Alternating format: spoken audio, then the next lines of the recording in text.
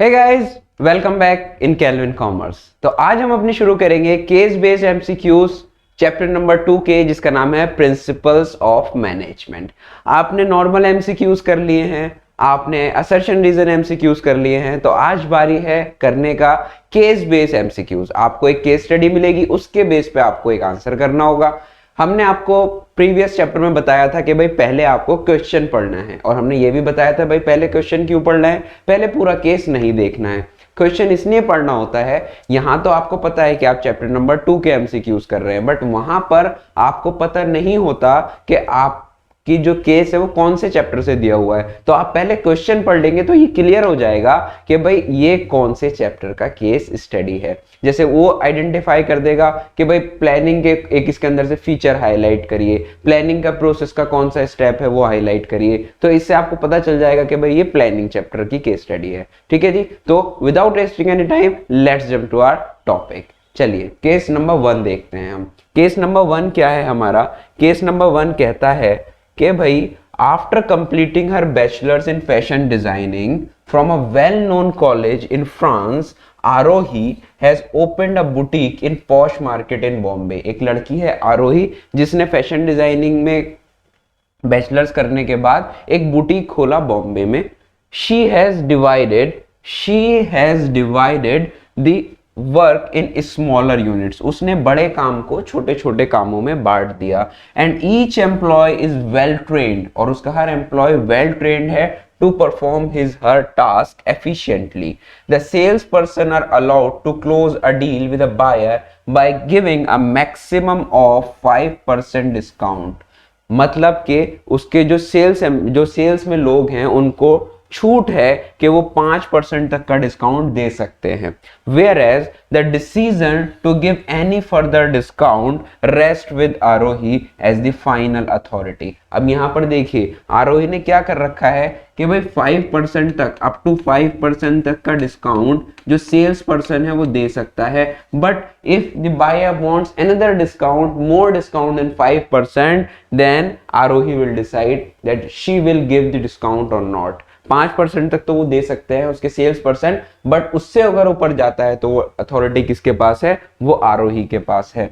In the earlier period of his business venture, employees were asked to put in extra hours for work. उसने लोगों से, अपने employees से कहा कि भाई एक्स्ट्रा समय लगाइए अपने काम में। In return she had promised to give them a special incentive. उसने कहा जो एक्स्ट्रा काम करेगा उसको इंसेंटिव मिलेगा within a year. Therefore, when the business was doing well, she honored her commitments by giving bonus to her employees. She also instructed her employees that communication from top to bottom should follow the official lines of command. However, she tends to be more biased towards her female employees when it comes to solve the conflicts among employees. 4-5 बातें निकल कर आई हैं, हमने keywords mark करे हैं।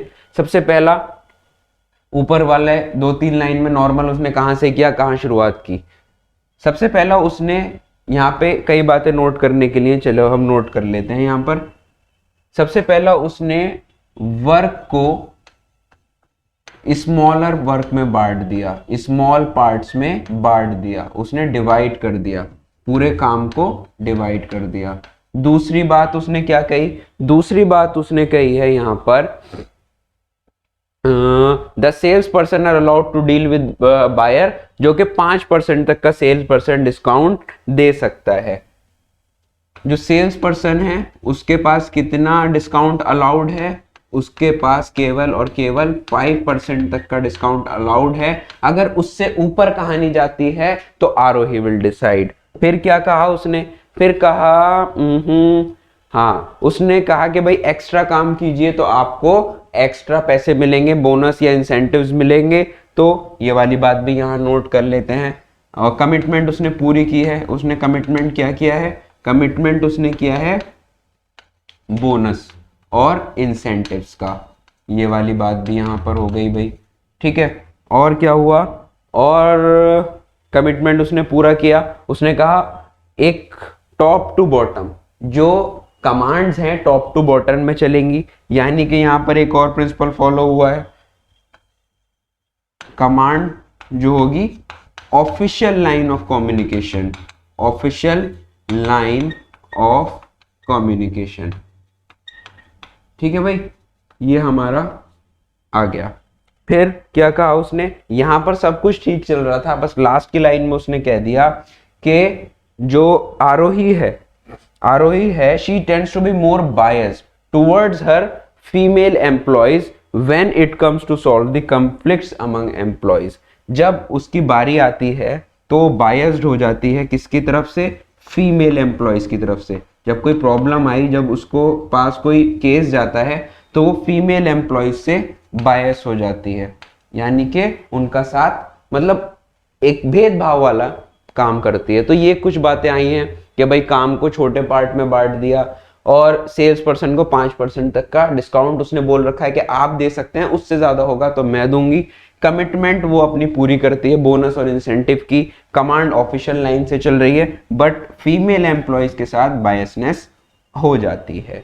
ठीक है, यहां तक हमने 4-5 बातें नोट कर ली। अगर आपकी बातें ये सब दिमाग में रह जाती हैं तो बहुत अच्छी बात, आपको नोट करने की भी जरूरत नहीं है। चलिए जी, अब हम चलते हैं अपने केस की तरफ, केस के पहले क्वेश्चन की तरफ। क्या कहता है भाई पहला क्वेश्चन हमारा कहता है Arohi has divided the work in smaller units and each employee is well trained to perform her task efficiently. Which principle of management is being followed here? कौन सा प्रिंसिपल कहता है कि काम को छोटे छोटे कामों में बांट दो, divide the whole work into sub work. तो सिंपल प्रिंसिपल होता है वो होता है principle of division of work, principle of division of work होता है वो।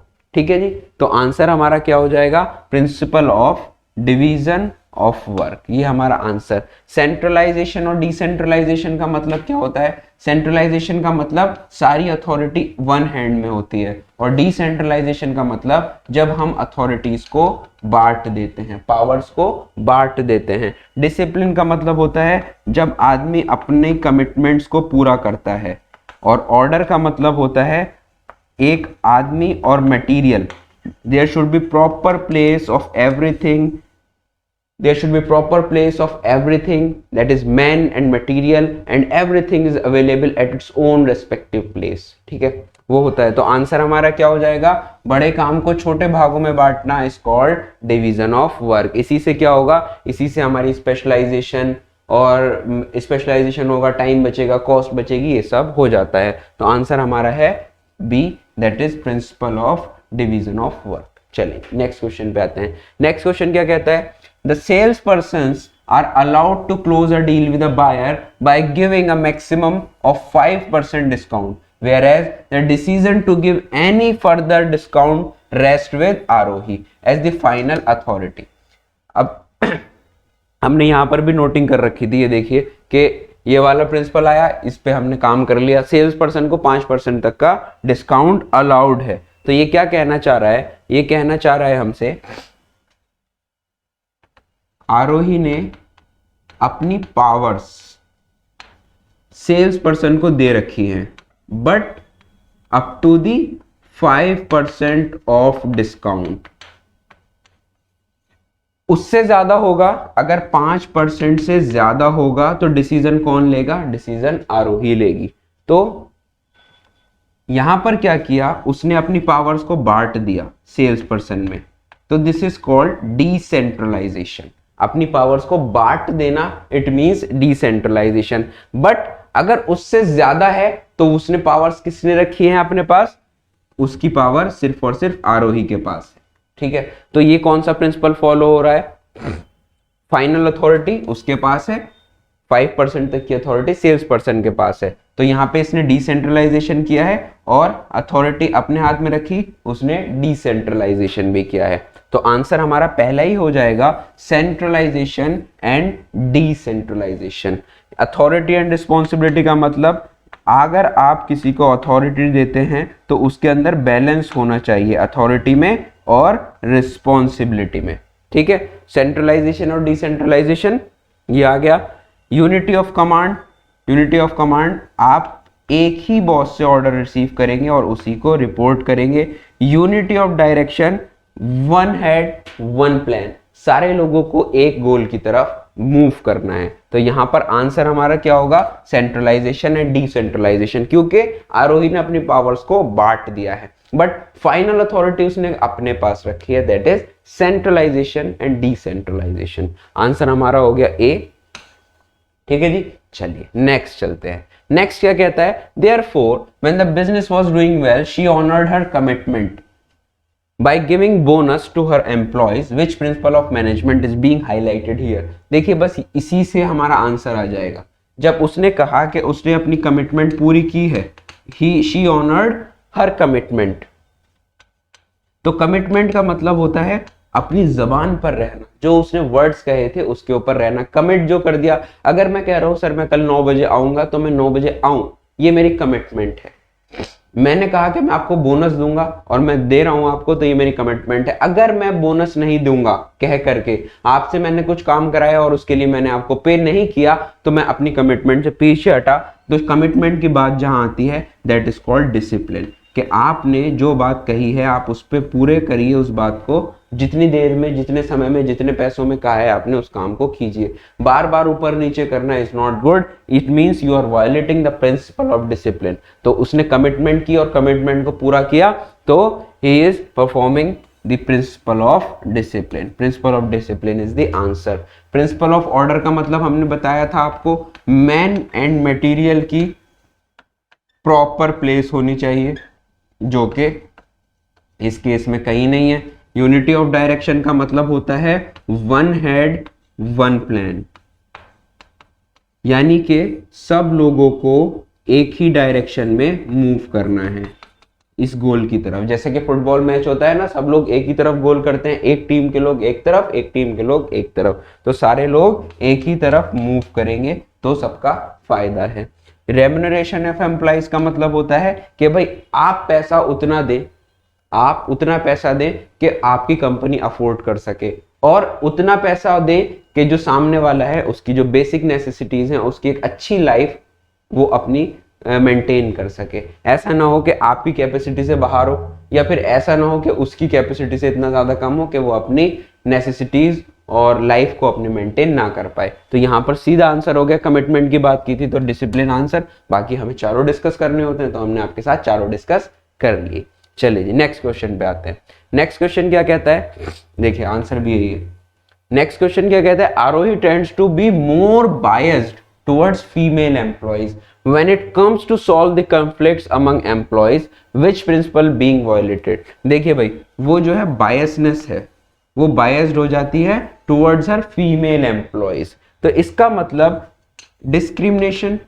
और कौन सा प्रिंसिपल हमसे कहता है कि डिस्क्रिमिनेशन नहीं होना चाहिए, वो प्रिंसिपल होता है principle of equity. No discrimination, no discrimination on the basis of caste, gender, religion, sex, किसी भी बेस पे हमें डिस्क्रिमिनेशन नहीं करना है। तो यहाँ पे कौन सा प्रिंसिपल वायलेट हुआ है, यहाँ पे वायलेट हुआ है प्रिंसिपल ऑफ इक्विटी। ये रहा प्रिंसिपल ऑफ इक्विटी। डिसिप्लिन के बारे में हमने पढ़ लिया, डिसिप्लिन का मतलब कमिटमेंट्स, कमिटमेंट्स की बात नहीं हुई है, वहां पे बायसनेस की बात हुई है। प्रिंसिपल ऑफ ऑर्डर का मतलब है man and material should be in proper place, should be at proper place, and place of everything is decided, predecided. ठीक है, तो आंसर यहां पर हो जाएगा हमारा सी, दैट इज इक्विटी। ये रहा आपका आंसर। ठीक है जी, चले नेक्स्ट क्वेश्चन पे चलते हैं। केस स्टडी 2 आ गई अब हमारी। Hills furniture limited allocated work to different teams of workers. इन्होंने भी देखो यही किया है, हिल्स फर्नीचर थे, डिफरेंट टीम्स बनाई और उसको एलोकेट कर दिया, काम को बांट दिया। एलोकेट मतलब काम को बांट दिया, allocate the work. Teams were responsible, teams responsible है किसके लिए, कटिंग ऑफ वुड, एक टीम बनाई कटिंग ऑफ वुड, एक टीम बनाई पॉलिश के लिए, एक टीम बनाई डिजाइनिंग के लिए, असेंबलिंग, ये सारी टीम्स बना दी उसने, सारे काम को छोटे छोटे भागों में बांट दिया। All the workers had mutual trust among each other and work together in harmony.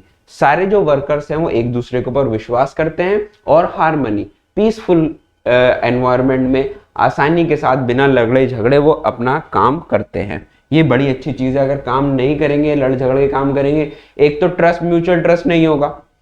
कोई एक काम कर रहा है, उसको पता ही नहीं दूसरा क्या कर रहा है, हो सकता है ओवरलैपिंग भी हो जाए, उससे आपकी रिसोर्सेज वेस्ट होंगी। They kept there tools and implements in tool boxes. सारा सामान जहां पे लेते हैं वहीं पर रखते हैं वो, जिस जो उनकी जगह है। तो यहां पर प्रिंसिपल ऑफ ऑर्डर भी फॉलो हो गया। They followed certain rules while working. वो कुछ रूल्स भी फॉलो करते हैं, बहुत अच्छी बात। Like no smoking, no leave without permission and no use of cell phones during working hours. They were paid fair wages for their work which was within the paying capacity of the company.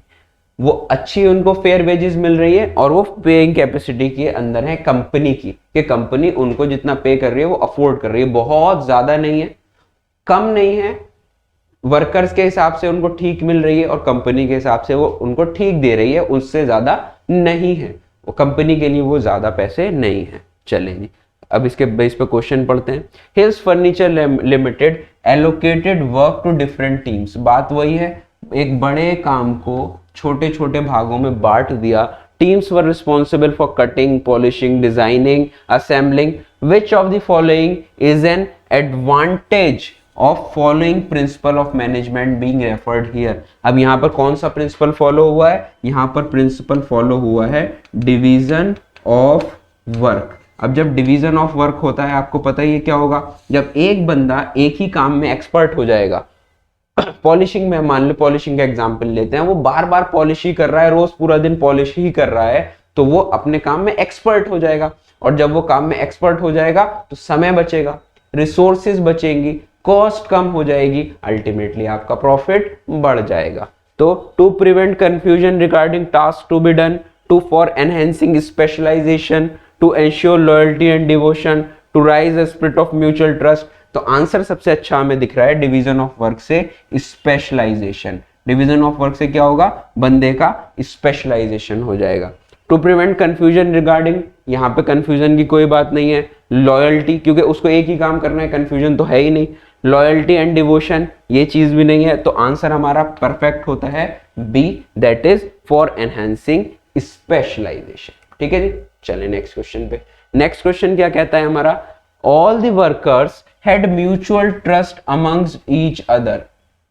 सारे वर्कर में आपसी में तालमेल है, भरोसा करते हैं, and work together in harmony, और वो पीसफुल एनवायरनमेंट में आसानी के साथ अपना काम करते हैं। Which of the following is a consequence of the following principle referred in these lines. अब ये कौन सा प्रिंसिपल जो फॉलो हुआ है उसके कॉन्सिक्वेंस कौन सा है? तो प्रिंसिपल कौन सा फॉलो हुआ है? इसके अंदर प्रिंसिपल फॉलो हुआ है हार्मनी नॉट डिस्कॉर्ड, और एक हमारा हुआ है कॉपरेशन नॉट इंडिविजुअलिज्म।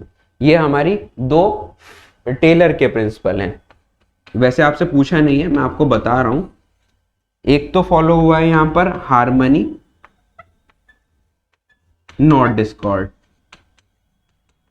और दूसरा फॉलो हुआ है कॉपरेशन नॉट इंडिविजुअलिज्म। ठीक है जी, ये दो आपके फॉलो हुए हैं प्रिंसिपल्स, किसके? टेलर के। और टेलर के प्रिंसिपल्स कैसे होते हैं? Scientific principles. ये तो पूछा नहीं गया, ये हमने बता दिया कि भाई इस वाली लाइन में ये वाले फॉलो गए। विच of the following is a consequence, उसका क्या असर पड़ेगा? ये जो प्रिंसिपल फॉलो हुए हैं, इस चीज का क्या असर पड़ेगा कि वो बहुत मिलजुल के काम करते हैं और एक दूसरे पर ट्रस्ट करते हैं। तो इसका ये काम होगा कि भाई कोई लड़ाई झगड़ा नहीं, मैनेजमेंट को बार बार आने की जरूरत नहीं, आपकी रिसोर्सेज भी बच जाएंगी। तो इससे क्या फायदा होगा? Prevents confusion regarding task to be done, इससे ये वाली नहीं आएगा। Minimise the need for using penalties. अब देखा हमने क्या कहा था, हमने भी तो यही बात कही थी कि जब लोग सब मिलजुल के काम करेंगे तो बार बार मैनेजमेंट को इंटरफेयर करने की जरूरत नहीं है। केवल और केवल वो जब सब लोग मिलजुल के रह रहे हैं तो उनके ऊपर कोई पेनल्टीज की जरूरत नहीं है कि भाई तुमने ये गलत काम कर दिया तुम्हारे ऊपर पेनल्टी लगेगी, इसकी भी कोई जरूरत नहीं है। तो आंसर हमारा सिंपल हो जाएगा, minimise the need for using penalties. ठीक है, आंसर हमारा हो गया बी। चलिए नेक्स्ट क्वेश्चन पे आते हैं। They kept there tools and implements in toolboxes. They followed certain rules while working, like no smoking, no leave without, ये सब during working hours. What are the essentials for the following this principle of management in the organization? अब मैं बताऊं यहाँ पर कौन कौन से प्रिंसिपल फॉलो हुए हैं। चलिए मैं प्रिंसिपल बता देता हूँ आपको। सबसे पहले देखिए वो अपना सामान अपनी जगह पर वापस रख रहे हैं, तो सबसे पहला प्रिंसिपल फॉलो हुआ है प्रिंसिपल ऑफ ऑर्डर, यानी कि मैन और मटेरियल की एक प्रॉपर प्लेस होनी चाहिए। Man and material should be at proper place, उन सबको एक आपने जगह दे रखी हो। दूसरा, कोई रूल्स रेगुलेशंस पूरे फॉलो हो रहे हैं तो उसी को बोला जाता है डिसिप्लिन। कमिटमेंट्स उनकी पूरी हो रही है, डिसिप्लिन वाली बात आ गई। ठीक है, ये सब हो गया। तो अब इससे क्या फायदा होगा? Good superiors at all levels, बिल्कुल हो सकता है। क्लियर एंड फेयर एग्रीमेंट्स, ये भी हो सकता है। जुडिशियस एप्लीकेशंस ऑफ पेनल्टीज, ये भी ठीक है। तो आंसर हमारा हो जाएगा ऑल ऑफ दीज। इनसे क्या क्या फायदे होते हैं कि भाई हर आदमी हर जगह पर डिसिप्लिन आपका पूरा हो रहा है, इसका मतलब आपका सुपीरियर भी अच्छा है, आपके सबॉर्डिनेट्स भी अच्छे हैं, तो पहली वाली चीज आ जाएगी। क्लियर एंड फेयर एग्रीमेंट्स, ये चीज भी आ जाएगी, कोई कंफ्यूजन नहीं है किसी के बीच में, ये सब आपकी आ गई। जुडिशियस एप्लीकेशन ऑफ पेनल्टीज, जहां जरूरत है, बहुत रेयर केसेस में वहां पर जुडिशियस एप्लीकेशन मतलब कोई बिना भेदभाव करे, अगर जरूरत है पेनल्टी की तो आप पेनलाइज कर सकते हैं उसको, अदरवाइज कोई जरूरत नहीं है। कम से कम वैसे तो ये चीजें जो हैं अगर ये सब फॉलो होते हैं, ऑर्डर, डिसिप्लिन और हार्मनी नॉट डिस्कॉर्ड, तो आपको मिनिमम से मिनिमम अपनी पेनल्टीज को यूज करने की जरूरत होती है। बट यहाँ पर क्या होगा, यहाँ पर आपका जुडिशियस एप्लीकेशन, जहां जरूरत है वहीं पेनल्टी आपको लगेगी। तो ये तीनों ही मेरे हिसाब से ठीक हो गए। आंसर हो जाएगा आपका D, all of the above. ठीक है जी, चलिए नेक्स्ट पे चलते हैं। नेक्स्ट क्या कहता है? They were paid fair wages for their work which was within the paying capacity of the company, which of the following principle of management is being indicated here? अब देखिए यहाँ पे फेयर वेजेस उनको मिल रही है। हमने बोला है एक प्रिंसिपल होता है, वैसे तो इसमें ही दे रखा होगा, यही समझा देता हूँ, remuneration of employees. Remuneration of employees का सही आंसर होगा इनिशिएटिव। का मतलब होता है, इनिशिएटिव के अंदर आता है जब आप कहते हैं कि कोई भी एम्प्लॉय अगर न्यू आइडिया लेकर आए तो उसके न्यू आइडियाज को वेलकम कीजिए। क्या इस लाइन में कोई ऐसी बात कही गई है कि भाई कोई आदमी आपके पास, कोई आपका एम्प्लॉय आपके पास एक नया आइडिया लेकर आया और आपने उसको डिस्करेज करके भगा दिया? ऐसा यहाँ पे कुछ नहीं कहा गया, तो इनिशिएटिव आंसर नहीं होगा। एस्पिरिट द कॉर्प्स का मतलब होता है यूनिटी इज स्ट्रेंथ, एकता में बल है, यूनिटी इज स्ट्रेंथ। तो ये हमारा यहाँ पे इसकी भी कोई बात नहीं की गई। यूनिटी ऑफ कमांड का मतलब होता है receive order from one boss only, एक बॉस से आप ऑर्डर रिसीव करेंगे, उसी को जाकर के रिपोर्ट करेंगे। यहाँ पर इसकी भी बात नहीं कही गई, इसकी भी बात नहीं की गई। बात करते हैं रेम्यूनरेशन ऑफ एम्प्लॉइज की। रेम्यूनरेशन ऑफ एम्प्लॉइज कहता है कि आप जो पे कर रहे हैं, रेम्यूनरेशन मतलब वेजेस, सैलरी जो होता है, आप जो पे कर रहे हैं वो दोनों लोगों के लिए ठीक होना चाहिए। किस किस के लिए? एम्प्लॉयर के लिए भी और एम्प्लॉय के लिए भी। एम्प्लॉयर के लिए क्या ठीक होना चाहिए? एम्प्लॉयर के लिए उसके अंदर ये ठीक होना चाहिए कि भाई वो उतना पे करे कि वो उसकी पेइंग कैपेसिटी में हो, इतना ना हो कि वो अफोर्ड ही ना कर सके। मैंने एक मैनेजर रख लिया और उसको मुझे तनख्वाह देनी है 1 लाख रुपए, और मेरी खुद की तनख्वाह है या मेरी कंपनी का प्रॉफिट ही पूरे महीने का 20,000 रुपए है, तो ये फेयर रेम्यूनरेशन नहीं है। आपके पास कोई एम्प्लॉय है, आप उसको मात्र और मात्र 2,000 रुपए दे रहे हैं महीने के, बट उसके 2,000 रुपए में उसकी जो एसेंशियल नीड्स हैं वो भी पूरी नहीं हो पा रही, तो ये भी गलत है। तो इतना पे करें कि वो आपकी पेइंग कैपेसिटी में हो और सामने वाला जो रिसीव कर रहा है वो अपनी एक हेल्दी वेल्दी लाइफ मेंटेन कर सके। तो एम्प्लॉयर और एम्प्लॉय दोनों के ऊपर वो आसान होनी चाहिए। तो इसके अंदर हो जाएगा रेम्यूनरेशन ऑफ एम्प्लॉयज। ठीक है भाई, ये हो गया हमारा आंसर नंबर 4। अब चलते हैं नेक्स्ट केस स्टडी पे। तो केस स्टडी हम 3 पढ़ेंगे। केस स्टडी 3 क्या कहती है? Sahil after completing his entrepreneurship course from Manchester return to India and started a coffee shop. एक बंदा है साहिल, उसने अपना एंटरप्रेन्योरशिप का कोर्स किया मैनचेस्टर से और इंडिया आया और उसने शुरू की एक कॉफी शॉप जिसका नाम क्या था? Organic coffee. In a famous mall in Bombay the specialty of the coffee shop was the special aroma of coffee and wide variety of flavors. उसकी स्पेशलिटी क्या थी कि भाई एक तो एरोमा यानी कि खुशबू कॉफी की और वाइड वैरायटी ऑफ फ्लेवर्स, और फ्लेवर्स बहुत सारे थे to choose from.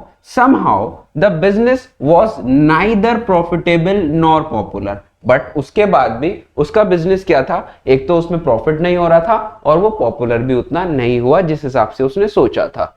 Sahil was keen to find out the reason. उसने बहुत कोशिश की रीजन ढूंढने की बट नहीं मिला. ही अपॉइंटेड संध्या. उसने एक रखी लड़की जिसका नाम था संध्या, जो कौन थी, एमबीए फ्रॉम रेप्यूटेड कॉलेज. वो एमबीए थी reputed college. As a manager उसने रखा उसको to find out the causes for the same. जब वो नहीं पता लगा पाया तो उसने एक मैनेजर रखी जो कि एमबीए थी, एक अच्छे कॉलेज से, पता लगाने के लिए कि भाई क्या रीजन है, क्यों हमें प्रॉफिट भी नहीं हो रहा है, हम फेमस भी नहीं हो रहे हैं. तो उसने संध्या टुक फीडबैक फ्रॉम द क्लाइंट. संध्या ने क्लाइंट से फीडबैक लेना शुरू किया एंड फाउंड आउट दैट दो दे love the special unique aroma. Customers जो है वो बहुत पसंद करते हैं उसकी कॉफी को, but were not happy with long waiting time. समझ आ गई बात? सब कुछ ठीक चल रहा है बट वो उनका जो वेटिंग टाइम है वो बहुत लंबा है. ऑर्डर प्रोसेसिंग टाइम बहुत लंबा है. ऑर्डर देने से रिसीव करने तक उसमें एक उनको बहुत वेट करना पड़ता है, जिसकी वजह से वो लोग खुश नहीं हैं. बट कॉफी अच्छी है बट वेटिंग टाइम उनका बहुत ज्यादा है. एक रीजन तो ये निकल के आया. Being taken to process the order, she analyzed and found out that there were many unnecessary obstructions in between which could be eliminated. उसने पता लगाया कि भाई बीच में बहुत सारे obstructions हैं, बाधाएं हैं, जिसकी वजह से वो उनका ऑर्डर लेट हो जाता है. She fixed a standard time. तो उसने क्या किया, हर कॉफी के लिए एक स्टैंडर्ड टाइम बता दिया कि भाई जैसे मान लो कैपेचिनो है, कैपेचिनो आप मैक्सिमम टू मैक्सिमम 10 मिनट में बना के कस्टमर को सर्व कीजिए. उसने एक सबके लिए फिक्स टाइम बता दिया for processing the order. She also realised that there were some flavours whose demand was not enough. उसने एक और बात देखी कि भाई वो उसकी स्पेशलिटी क्या थी कॉफी की, एक तो एरोमा और एक wide variety, wide range of flavours. तो उसने देखा कि उन फ्लेवर्स में से कुछ फ्लेवर्स ऐसे हैं जिनकी डिमांड ज्यादा नहीं है या फिर बिल्कुल नहीं है. So she also decided to stop the sale of such flavours. तो उसने क्या किया, उनकी सेल, उन फ्लेवर्स की सेल को बंद कर दिया कि भाई इससे क्या हो रहा है, हमारी एक्स्ट्रा मटेरियल रखना पड़ रहा है हम लोगों को, उसके लिए मशीन्स रखनी पड़ रही हैं, उसी के लिए हम बंदे उसके लिए रखने पड़ रहे हैं काम करने के लिए. तो उसने कहा कि इस चीज को बंद कर दो जब ये प्रॉफिटेबल नहीं है, जब लोग इसकी डिमांड नहीं कर रहे. As a result within a short period Sandhya was able to attract the customers. तो उसने क्या क्या काम किया, सबसे पहले तो उसने कहा कि भाई हर कॉफी के लिए एक स्टैंडर्ड टाइम दीजिए. आप ऑर्डर प्रोसेस करने के लिए, अच्छा आपने कैपेचिनो लिए आपको 10 मिनट लगेंगे, आपने लाते लिए आपको 16 मिनट 17 मिनट लगेंगे, आप बैठ जाइए. कोल्ड कॉफी के लिए 7 मिनट 6 मिनट, ऐसे करके उन्होंने कहा कि आप इतनी देर में अपना ऑर्डर पूरा कीजिए. अगर आप ज्यादा लंबे समय तक कस्टमर को अपने काउंटर पर खड़ा करते हैं या वेटिंग टाइम उसका ज्यादा होता है, तो अगर कोई हरी में जल्दी में है तो वो आपसे आपके आउटलेट पे नहीं रुकेगा, वो सीधा निकल जाएगा. तो उसने कहा कि एक तो फिक्स टाइम कीजिए. दूसरा क्या कहा उसने, दूसरा कहा कि जो जिस फ्लेवर की डिमांड नहीं है उस फ्लेवर को बंद करो, इससे हमें एक्स्ट्रा मेन मटेरियल लग रहा है जिससे हमारा प्रॉफिट नहीं हो पा रहा. तो उसने दो काम मेन किए और इसी की वजह से उसने कस्टमर्स को अट्रैक्ट किया. तो चलिए देखते हैं अब इसके बेसिस पे क्वेश्चन. कुछ नहीं, नॉर्मल सी केस स्टडी है, कोई भारी बात नहीं है. He appointed Sandhya, an MBA from reputed college, as a manager to find out the cause for the same, with significance of principles of management indicated through this line. भाई देखो संध्या को क्यों रखा है, उसने पूछा है कि कौन सा इंपॉर्टेंस है प्रिंसिपल ऑफ मैनेजमेंट की. इससे संध्या को क्यों रखा, संध्या को रखा है उसने to find out the cause. क्या करने के लिए, एक फाइंड करने के लिए. क्या चीज फाइंड करने के लिए, एक रीजन. क्या रीजन है किसी चीज का, तो उसने वो फाइंड करके दे दिया. अब उसको जब वो रीजन मिला तो उसको जब एक आपने गलती पकड़ ली, अब उसको रिमूव कर दो. अगर वो गलत है वो रीजन को उसको हटा दो. तो इसी को बोलते हैं providing manager with useful insights into reality. पहले पता लगाइए कि क्या परेशानी है और फिर उसको रिप्लेस कर दीजिए एक अच्छी चीज के साथ में। अब मुझे पता है, मुझे पसीना आता है बहुत ज्यादा एक इस तरह का कपड़ा पहनने में, तो फिर मुझे क्या करना है, उस तरह का कपड़ा मैं नहीं पहनूं, मैं प्रॉपर कॉटन पहनूं। तो आप पहले पता लगाइए और उस चीज को रिमूव कर दीजिए। चलिए और देख लेते हैं ये क्या कहता है, meeting the changing environment requirements. तो एनवायरमेंट की वजह से कोई उसको दिक्कत नहीं थी, उनकी इंटरनली अपनी दिक्कत थी। क्या, एक तो फ्लेवर्स बहुत ज्यादा सर्व कर रहे थे जो डिमांड में नहीं थे, और उनका order processing time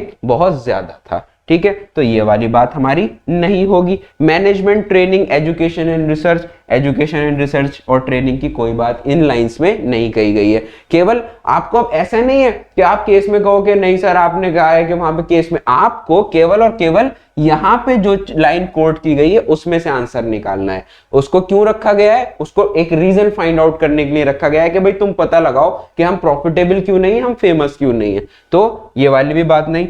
providing managers with useful insights into reality, वो अपने इंटेलेक्ट लगा के, अपना दिमाग लगा के पॉइंट आउट नोट करते हैं, अपने इंटेलेक्ट लगा करके कि भाई क्या गलती है, क्या परेशानी है, उसको दूर कर लेते हैं। तो आंसर हमारा हो जाएगा C, providing managers with useful insights into reality. Reality क्या है उसको जानते हुए अपने आप को वो चेंज कर लेते हैं, वो जो बैरियर्स है उनको रिमूव कर देते हैं। तो आंसर हो गया हमारा सी। ठीक है जी, चलिए नेक्स्ट क्वेश्चन पे आते हैं। She analyzed and found out that there were many unnecessary obstructions in between which could be eliminated. Which technique of scientific management in used by Sandhya to solve the problem? सबसे पहले तो ये समझिए कि ये जो साइंटिफिक मैनेजमेंट है वो दिया किसने, वो दिया है हमारे टेलर साहब ने, FW टेलर। ठीक है, फेडरिक विंस्लो टेलर, इन्होंने ये साइंटिफिक मैनेजमेंट दिया है। ये कुछ टेक्निक्स हैं यहाँ पर, उन्होंने 7 टेक्निक्स हमें बताई हैं, मोशन, मेथड, टाइम और fatigue study.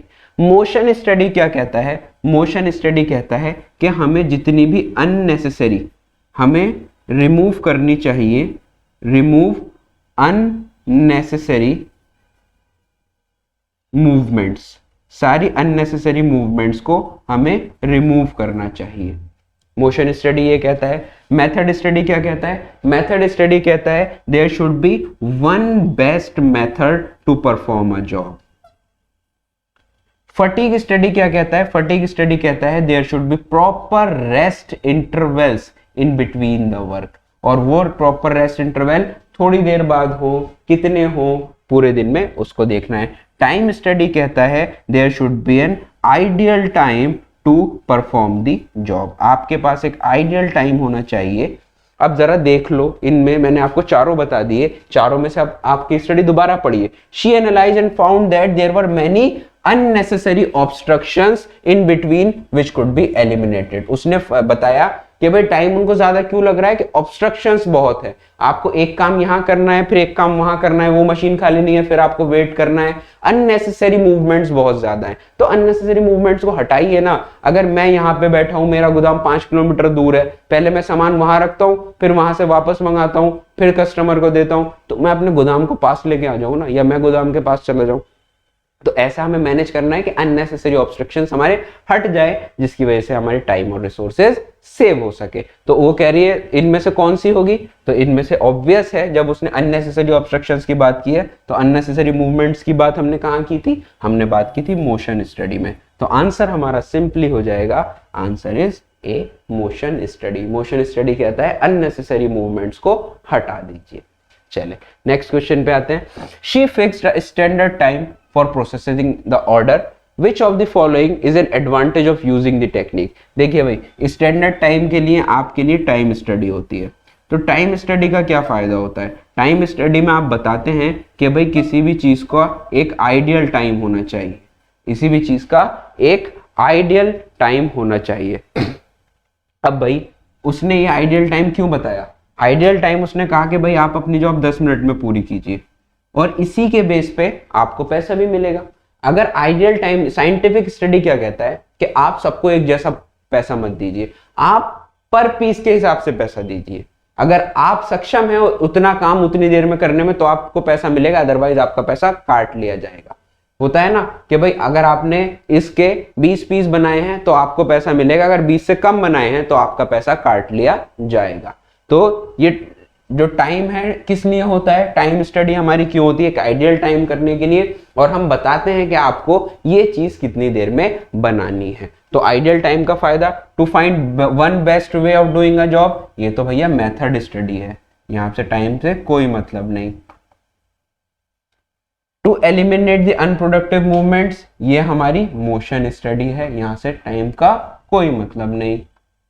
To determine the amount and frequency of rest interval, ये भैया हमारी फटीग स्टडी है, यहां से हमारा कोई मतलब नहीं। तो ये पहला भी नहीं होगा, दूसरा भी नहीं होगा, तीसरा भी नहीं होगा। To frame suitable incentive scheme, देखा यहां पर जो आदमी काम करेगा within the stipulated time तो उसको इंसेंटिव्स मिलेंगे, ये हो गई हमारी टाइम स्टडी से रिलेटेड बात। तो एलिमिनेट भी अगर आप करोगे तो फोर्थ पे आ जाओगे, आंसर हमारा हो जाएगा डी, ये आ गया डी आंसर। सही है जी, टाइम स्टडी के बेसिस पे आप अपने इंसेंटिव्स डिसाइड कर लेंगे। फोर्थ क्या कहता है, she also realise that there were some flavours whose demand was not enough, जिसकी डिमांड इनफ नहीं है, so she also decide to stop the sale of such flavors. What can be the objective behind doing this? अब भाई हमने आपको बताया था कुछ ऐसे फ्लेवर्स थे जिनकी जो डिमांड थी वो कैसी थी, वो बिल्कुल कम थी या फिर नेग्लिजिबल थी, ना के बराबर थी। तो अब इससे उसने बंद कर दिया। अब हमने आपको बताया अगर सारे मेरे यहाँ पे 50 फ्लेवर्स हैं लेकिन बिकते केवल मेरे से 10 हैं, तो 40 फ्लेवर में चलो 10 कुछ ऐसे हैं कि कभी कभार बिक जाते हैं, लेकिन 30 फ्लेवर्स के लिए मुझे रॉ मटेरियल चाहिए, उसका ये मुझे मेंटेन करना पड़ेगा, उसके लिए मुझे टूल्स चाहिए, उसके लिए मुझे मशीन चाहिए, और हो सकता है कुछ ऐसे फ्लेवर हो जिसके लिए मुझे कोई एक्स्ट्रा मैन पावर की भी जरूरत पड़ जाए। तो ये सब चीजें मेरी बचेंगी अगर मैं इस सबको हटा दूंगा, जो चीज डिमांड में नहीं है उसको हटा दो। अभी मैं इस स्टेज पे हूं कि मैं इतना मेंटेन नहीं कर सकता तो मैंने उसको हटा दिया। To set standards for every business activity, ये तो हमारी टाइम स्टडी से रिलेटेड हो गया। To save on cost of labour, machine and tools, ये वाला आंसर हमें अच्छा लग रहा है, बट और देख लेते हैं। टू इंक्रीज टर्नओवर या ऑल ऑफ दीज, तो सबसे अच्छा आंसर हो गया मेरे हिसाब से, answer is B, to save on cost of labour, machine and tools. यहां पे उसने सब चीजें बचा ली। ठीक है, आंसर क्या आएगा, आंसर हो गया हमारा बी। ठीक है जी, चलिए नेक्स्ट चलते हैं। नेक्स्ट क्या कहता है, नेक्स्ट के स्टडी में, Adil limited is a multinational consulting company, एक कंपनी है Adil limited is a multinational consulting company with its headquarters at Washington DC. उसका हेडक्वार्टर कहाँ है, वॉशिंगटन डीसी में। It hires young people from different countries of the world. वो higher करता है young people को from the different countries of the world. It is a company in which people dream to work because of its work environment. लोग उसमें काम क्यों करना चाहते हैं, क्योंकि उसके वर्क एनवायरमेंट की वजह से। पे एंड ग्रोथ प्रोस्पेक्टस, एनवायरमेंट बहुत अच्छा है, फ्रेंडली एनवायरनमेंट होगा तभी लोग काम करना चाह रहे हैं, पे भी अच्छी है और ग्रोथ प्रोस्पेक्ट्स भी अच्छे हैं। The company has a culture of open communication and people of various nationalities work together in a discrimination free environment. वहां पर लोग इसलिए काम करना पसंद करते हैं कि ओपन कम्युनिकेशन है, आप बातचीत कर सकते हैं, अपने प्रॉब्लम्स अपने डिस्कस कर सकते हैं। ठीक है, और वहां के जो टुगेदर कोई डिस्क्रिमिनेशन नहीं है वहां पर। The behaviour of managers of Adil limited emphasise kindliness and justice which ensures loyalty and devotion of workers. It also promotes mutual trust and belongingness among team members. In this way, management of Adil Limited is able to achieve its objectives by promoting teamwork. देखिए बार बार team work की बात यहाँ पर वो कर रहा है। By doing so, managers of Adil Limited are following some principles of management. कुछ नहीं है कि स्टडी में इतना कहा गया है कि एनवायरनमेंट वहाँ का बहुत अच्छा है, डिस्क्रिमिनेशन फ्री है, ओपन कम्युनिकेशन है और टीम वर्क में काम करते हैं, हार्मनी के साथ काम करते हैं, पीसफुलनेस के साथ काम करते हैं, जस्टिस है, काइंडलीनेस है, ये सब कुछ है। नॉर्मल सी केस स्टडी है, एक बार पढ़ के ही हमारे आंसर्स निकलने शुरू हो जाएंगे। आंसर क्या कह रहा है? It is a company in which people dream to work because of its work environment, pay and growth prospectus. The company has a culture of open communication and people of various nationalities work together in a discrimination free environment. Which of the following statement is false regarding the principle referred in these lines? बहुत सारे principal चले हैं, equity भी है, fair remuneration भी है, discipline भी है, सारे प्रिंसिपल्स आपके ऊपर फॉलो हो रहे हैं. अब इसमें से कौन सा फॉल्स है, जो इनमें से कौन से लाइन हमारे रेफर नहीं की गई है? There should be no discrimination against anyone, ये बिल्कुल है, ये वाली चीज है, फॉल्स बताना है, तो ये तो ट्रू हो गई. Equal opportunity should be available for everyone, बिल्कुल इक्विटी है, इक्विटी वाला प्रिंसिपल है. Use of force is not needed in the organisation, इसकी बात कहीं नहीं कही गई है. सी तो हो गया. Good sense and experience are needed for fairness to all employees, ये भी इक्विटी की बात हो गई, तो ये भी ट्रू है. तो आंसर हमारा क्या हो जाएगा? Use of force is not needed in the organisation. ये बात हमने कहीं नहीं पढ़ी है पूरी केस स्टडी में. आंसर सिंपल हो गया, answer is C. Normal C case study आ रही है. It also promotes mutual trust and belongingness among team members.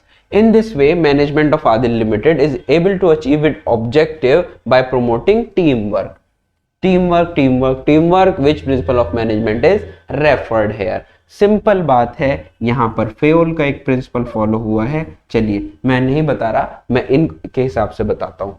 Principle of order का मतलब हमने आपको बताया था, there should be proper place of everything, that is man and material. आदमी को और मटेरियल को एक जगह मिली होनी चाहिए और वो हमेशा उसी जगह पर मिलना चाहिए. आप ये सामान फेंक जाओ, 2-3 दिन बाद आओगे, आपको मिलेगा नहीं. लेकिन अगर आप इसकी जगह पर इसको रखे गए होगे तो आप हाथ डालोगे और उस सामान को निकाल लोगे. There should be proper place of everything and everything should be available at its own prescribed place. ठीक है. प्रिंसिपल ऑफ इनिशिएटिव क्या कहता है? प्रिंसिपल ऑफ इनिशिएटिव कहता है कि भाई अगर आपको कोई बंदा, आपका कोई एम्प्लॉय कोई न्यू आइडिया के साथ आए तो आपको उन आइडियाज को वेलकम करना है कि हाँ भाई हम आपकी बात को समझेंगे, देखेंगे. अगर हमें लगा कि भाई आपका आइडिया अच्छा है तो हम उसको रख लेंगे. ऐसे नहीं कि भाई आपके पास कोई आइडिया लेकर आया, भाई यहाँ से कोई आप तो अब हमें बताएगा, हमें बता रहा, हमें सिखा रहा, तो इसको भगा दिया आपने. ये नहीं होना चाहिए. कोई आइडिया लेके आया है, बेशक आपको अगर रिजेक्ट भी करना है तो आप उसके आइडिया को रिटेन कर लीजिए कि we will discuss with our seniors, फिर हम आपसे बात करेंगे. ठीक है. तो इक्विटी में क्या होता है? इक्विटी का मतलब होता है नो डिस्क्रिमिनेशन, किसी भी तरह का कोई डिस्क्रिमिनेशन ना हो. एस्प्रिट डी कॉर्प्स का मतलब होता है यूनिटी इज स्ट्रेंथ. आपको किस में काम करना है? आपको एक टीम में काम करना है. अब आप खुद ही हिसाब लगा लो, इन चारों ऑप्शंस में से टीम वर्क किस में आता है? इनिशिएटिव में वेलकम न्यू आइडियाज आ गए, ऑर्डर में मैन एंड मटेरियल की बात कर रहा है, इक्विटी में नो डिस्क्रिमिनेशन की बात कर रहा है, और एस्प्रिट डी कॉर्प्स में यूनिटी इज स्ट्रेंथ, एकता में बल है. तो यहां पर हम बात करते हैं कि हमें टीम में काम करना है, अलग अलग काम ना करके हमें टीम में काम करना है. ठीक है जी. तो हमारा आंसर हो जाएगा Esprit D corps. Answer is a, Esprit D corps. ठीक है. चलिए नेक्स्ट क्वेश्चन पे आते हैं. Which of the following significance of management principle is reflected in the extract? कौन सा significance of management extract हुआ है इस वाली case study में?